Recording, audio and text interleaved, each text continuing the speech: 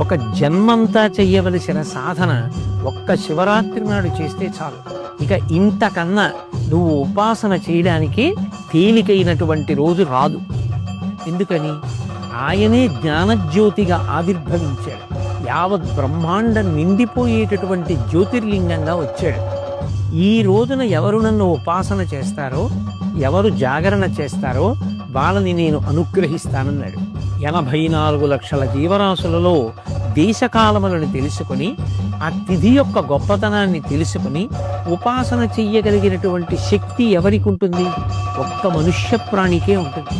అందుకే జంతువునాం నరజన్మ దుర్లభం.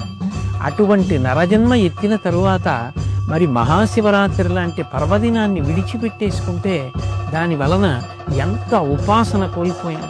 అలాగే మహాశివరాత్రి ఒక సంవత్సరాన్నంతటినీ కూడా ఒక రోజుగా ప్రమాణం